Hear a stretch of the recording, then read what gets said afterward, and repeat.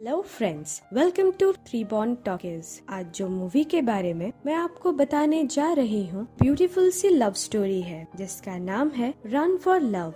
हमारी स्टोरी में 5 पार्ट्स हैं जिसमें 5 डिफरेंट लव स्टोरीज दिखाई गई हैं। तो चलिए आज की एक नई मूवी के सफर पर।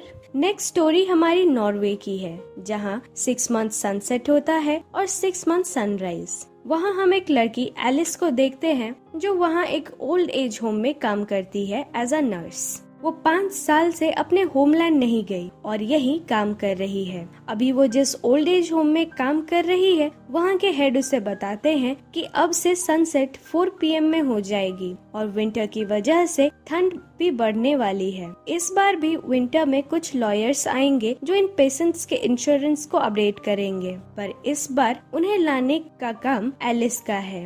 उस ओल्ड एज होम के पेशेंट्स में सभी को अलग अलग तकलीफ है। किसी को बीमारी है तो किसी ने अपना पार्टनर खोया है। वहाँ एक ऐसी ही ओल्ड लेडी हैं जिन्होंने वॉर में अपने हस्बैंड को खोया था। वो हमेशा दुखी रहती थी और अब तो उन्हें डिमेंशिया हो गया था जिससे वो सारी चीजें भूल रही थी। एलिस को उनसे काफी लगाव था और वो उन्हें बहुत हेल्प करना चाहती थी। इसी बीच वहाँ लॉयर्स पहुँच जाते हैं जिनमें एक लड़का था एंड्रयू और एलिस एक दूसरे के साथ काफी बातें करने लगते हैं और उनकी अच्छी बॉन्डिंग हो जाती है। एंड्रू जब एलिस के बारे में ज्यादा जानने की कोशिश करता है तो एलिस बताती है कि वो अपनी स्टोरी इस विंटर में नहीं बताना चाहती। तो एंड्रू से कहता है ठीक है, फिर मैं स्प्रिंग में पूछ लूंगा।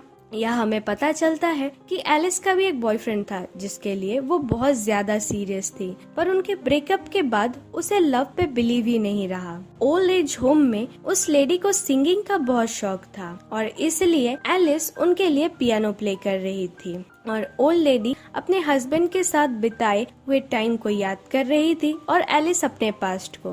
पर तभी एंड्रयू तो सिर्फ एलिस को ही देख रहा था। एलिस और एंड्रयू एक दूसरे को पसंद करते थे, पर एलिस को ये सब में अब नहीं पढ़ना था, इसीलिए वो एंड्रयू को अवॉइड करने लगती है। लास्टली वो ओल्ड एज होम के हेड एलिस को थोड़ी छुट्टी लेने और उसकी लाइफ को एंजॉय करने कहते हैं और वो ओल्ड लेडी भी उसे ग्रीन सिग्नल दिखाती है। इसीलिए एलिस इस बार एंड्रयू के साथ घूमने चली जाती है, पर बाद में उस ओल्ड लेडी की तबीयत बहुत ज्यादा बिगड़ जाती है और उसकी लास्ट विश होती है कि वो सनराइज एक लास्ट बार देख सके।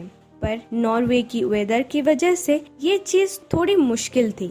एलिस जब ये एंड्रयू को बताती है तो एंड्रयू बहुत सारे लोगों से बात करता है और फाइनली मेयर के परमिशन से माउंटेन पे पैनल सेट करता है जिससे कि एक प्लेस पर सनराइज दिख जाती है। ये देखकर एलिस और वो ओल्ड लेडी बहुत खुश होते हैं और वहाँ सभी खुशी से नाचने लगते हैं और यही ये स्टोरी खत्म हो जाती है।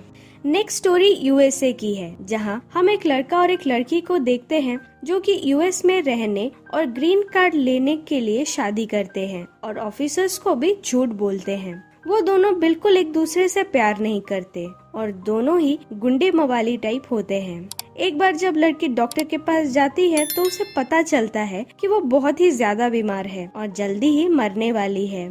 डॉक्टर उसे घूमने से भी स्ट्रिक्टली मना कर देते हैं और उसे हॉस्पिटल में एडमिट कर देते हैं, पर उसे एक इस ठंडे प्लेस में नहीं मरना, इसीलिए वो अपने हस्बैंड की हेल्प से हॉस्पिटल से भाग जाती है और एक चर्च में जाकर अपने बुरे काम का कन्फेस करती है। फिर उसे पता चलता है कि लास्ट बार वो एक लॉन्ग ड्राइव लेगी और सारी जगह घूमेगी। उसके हस्बैंड को ये सब सही नहीं लगता, वो ये सब में फंसना ही नहीं चाहता था, पर वो उसे धमका कर अपने साथ लॉन्ग ड्राइव पे ले जाती है।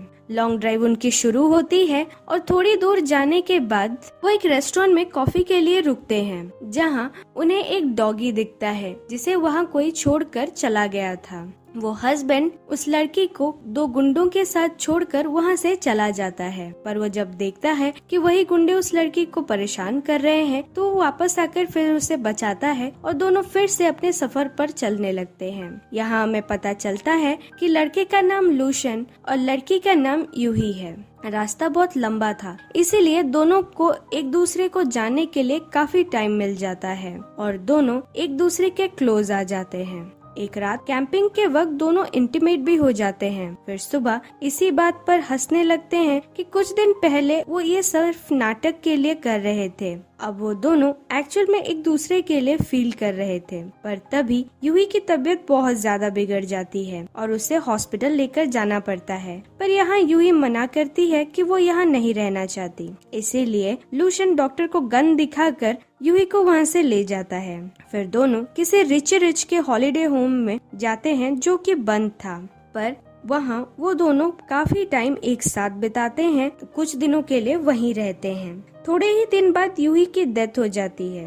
लूशन को ये सब बहुत बुरा लगता है और फिर वापस आते वक्त वो फिर से उसी कॉफी शॉप पे रुकता है जहाँ वो डॉग बांधा गया था। पर इस बार वो इस डॉग को अपने साथ ले जाता है। दोनों एक नए सफर पर चलते हैं और यहीं हमारी स्टोरी खत्म हो जाती है। अब हमारी लास्ट स्टोरी साइपन आइलैंड में है, जहां हम एक काफी पॉपुलर एक्ट्रेस को देखते हैं जिसका नाम याम है। याम की एक ही प्रॉब्लम है कि उसे पास्ट की बहुत सारी विजन्स आते हैं जो उसे बहुत डरा देते हैं, पर उसे वो किस तरह उसके पास्ट के साथ रिलेटेड है वो याद नहीं आ रहा था। एक बार वो एक मिस्टीरियस लड़की से मिलती है जिसका नाम जी है। वो याम का पीछा करने लगती है और दोनों एक सी के पास आ जाते हैं। वो बताती है कि वो याम को बहुत अच्छे तरीके से जानती है। जो बातें याद नहीं है वो बातें भी जी जानती है।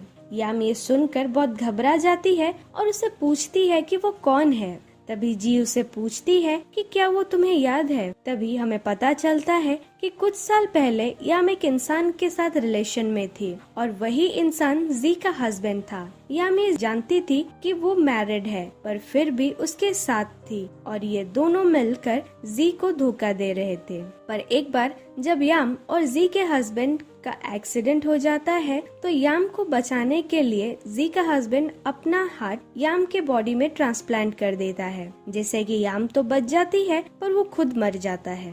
जी ये सब अपनी आंखों के सामने देखती है और फिर वो कहती है कि मेरे हस्बैंड बहुत अच्छे इंसान थे, इसीलिए ही उन्होंने याम की इतनी हेल्प की। सारी चीजें जब याम सुनती है तो याम को बिलीव ही नहीं होता। वो उससे पूछती है कि ये सारी चीजें सच हैं, पर तभी उसे और कुछ विजन्स आते हैं और वो समझ जाती है कि जी जो भी कह रही है वो सब कहीं न कहीं सही बातें हैं। फिर जी याम को हक कर लेती है और यहाँ हमें पता चलता है कि उसके हस्बैंड की हार्ट की वजह से वो याम से अभी लव करने लगी है और याम भी धीरे धीरे जी के करीब आ जाती है। पर फिर थोड़ी देर बाद जब जी उठती है तो बेड पे याम को नहीं पाती, ना ही अपने कमरे में पाती है। वो बाहर जाकर जब ढूंढती है तो याम को अपने कार में देखती है। वो जाकर जब पास से देखती है तब तक याम ने खुद को शूट कर लिया था। वो इस गिल्ट के साथ जिंदा ही नहीं रह पाई कि उसने किसी और की लाइफ और फैमिली खराब कर दी है। और यहाँ ये देखते ही जी फिर समझ जाती है कि फिर से वो अकेली पड़ गई और यहाँ ये स्टोरी भी खत्म हो जाती है। सो फ्रेंड्स, अगर ये मूवी आपको पसंद आई तो लाइक और कमेंट करें और हमारे चैनल ऐसी ही मूवीज आगे देखने के लिए हमारे चैनल को सब्सक्राइब करें। Bye bye.